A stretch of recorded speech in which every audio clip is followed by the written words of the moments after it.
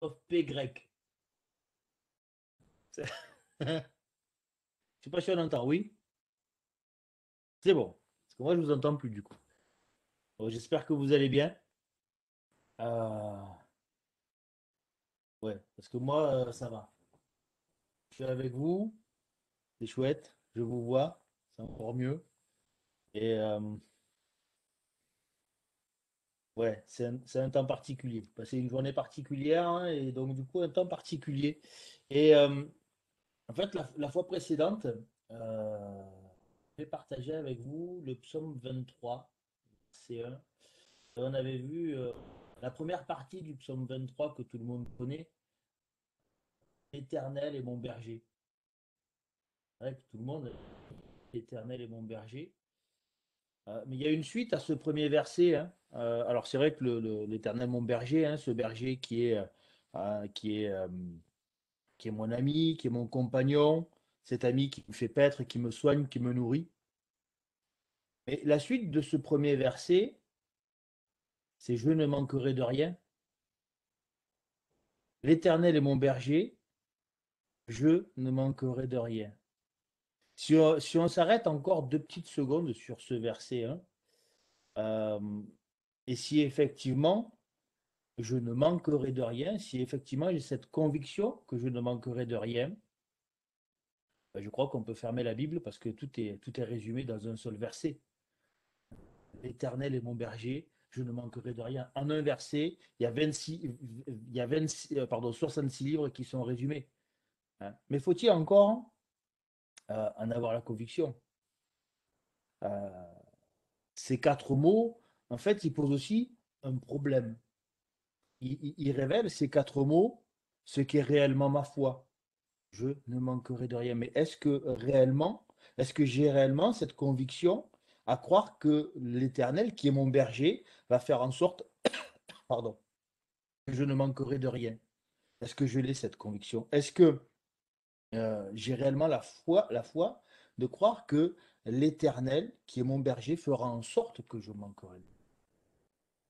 Alors, il y a 2 ans, je me souviens, j'avais partagé ce verset avec des amis africains, frères, hein, africains. Et l'un d'eux m'avait répondu, mais comment dire que je ne manquerai de rien? Comment accepter d'entendre que je ne manquerai de rien quand je regarde mon assiette qui est vide? Alors, effectivement, hein, sa question, elle peut paraître juste, hein, sa question à ce frère, à ce moment-là, elle pouvait être justifiée parce que, à ce moment précis, son assiette était vide. Alors, j'ai essayé de lui répondre, hein, tant bien que mal, que quelles que soient les circonstances et les épreuves que nous vivons, nous avons un Dieu qui a fait une alliance avec son peuple.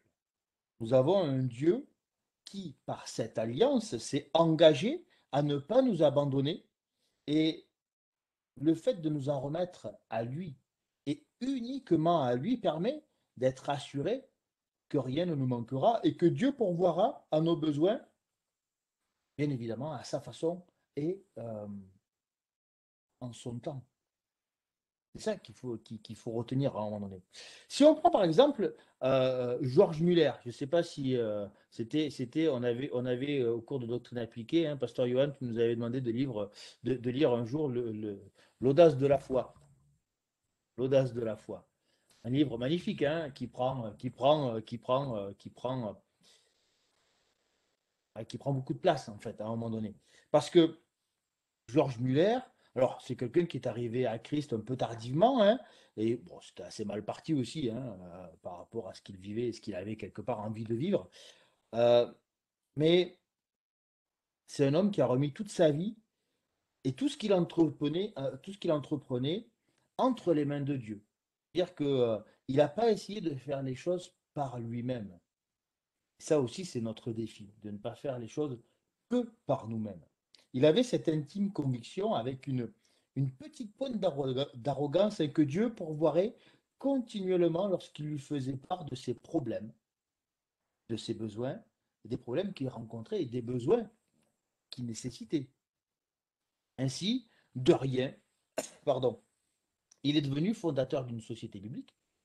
De rien, il était missionnaire. Et de rien, il a également créé des orphelinats où il a accueilli et sauvé des milliers d'enfants, hein. C'est pas un petit orphelinat de quartier, non, ça a été des dizaines de milliers d'enfants qu'il a sauvés. Il a sauvé de la rue. Et lorsqu'on parcourt sa biographie, hein, qui est dans ce livre, L'audace de la foi, on ne peut qu'être émerveillé des réponses divines lorsque les caisses, par exemple, de l'orphelinat sont vides le soir et que le lendemain matin, il manque de rien. C'est quand même surprenant, hein. Et même dans un passage, on peut lire à un moment donné que Georges Muller est avec sa trésorière. Les caisses sont totalement vides, hein. Il n'y a rien du tout. Et là, Georges Muller répond à sa secrétaire, il dit, mais c'est pas grave, de toute façon, Dieu va répondre. Alors, moi, je trouve ça presque, c'est limite arrogant, hein, quelque part, comme réponse, hein, de toute façon, Dieu va répondre. Mais cette arrogance, c'est cette intime conviction que nous devrions tous avoir. Si effectivement l'Éternel est mon berger, si effectivement je ne manquerai de rien, si effectivement j'ai cette conviction, manquera rien. Et presque, je peux être arrogant en disant, ben, de toute façon, Dieu va pourvoir. Alors c'est vrai que Dieu n'est pas obligé de répondre à nos attentes, hein, mais par cette alliance qu'il a fait, il s'est engagé à répondre. Comme je disais tout à l'heure, à répondre comme il a prévu. Et euh, comme il sait que ce qu'il a prévu et que ce qu'il permet est bon pour nous. Nos épreuves sont bonnes pour nous. Parce que nos épreuves révèlent la relation qu'on veut avoir avec Dieu. Et faut-il encore avoir l'audace de la foi, si je peux reprendre le titre de ce livre. Notre foi, elle est basée sur la parole de Dieu et bon, tout le monde connaît, hein, le verset de l'Épître aux Hébreux, Romains 10, 17, la foi vient de ce que l'on entend, et ce que l'on entend vient de la parole de Dieu. Ok, d'accord. Mais est-ce que nous en sommes réellement convaincus que ce que l'on entend vient de la parole de Dieu. Lorsque nous nous trouvons avec, lorsqu'on parle avec des gens, on entend souvent, oui, mais bon, la Bible, elle a été écrite par des hommes. Et puis, les hommes, ils l'ont traduit comme ils voulaient. Ça, c'est des réflexions qu'on a l'habitude d'entendre, hein, et ceux qui participent aux évangélisations, hein, aussi, ça, ils peuvent l'entendre assez régulièrement.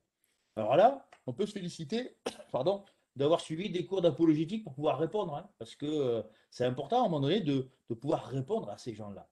Non pas de, pas pouvoir gagner un combat au Caucase, c'est pas notre boulot, mais de pouvoir répondre, de pouvoir donner des éléments aux explications et à des questions qui sont somme toute normales et logiques d'un point de vue naturel, mais d'un point de vue spirituel, on sait très bien que bien souvent les gens sont dans l'erreur. La dernière fois, dans la semaine, là, je discutais avec un monsieur que j'avais reçu dans mon bureau et qui me disait avoir la haine contre la religion, contre les catholiques. Il m'expliquait pourtant avoir lui-même été enseigné, hein, il avait été scout, il avait eu un enseignement catholique, etc. Il avait suivi les cours de catéchisme. Bon, il manquait assurément de quelque chose pour en arriver à cet état d'esprit.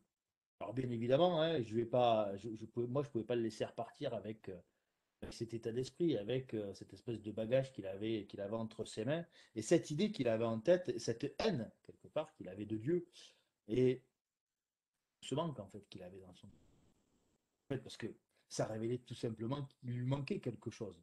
Donc je lui ai rappelé, hein, ce qu'on a l'habitude de rappeler aux gens, hein, qu'on croise dans la rue et qui ont le même état d'esprit, que Dieu n'a jamais voulu faire une religion avec les hommes, mais il a toujours voulu avoir une relation avec son peuple.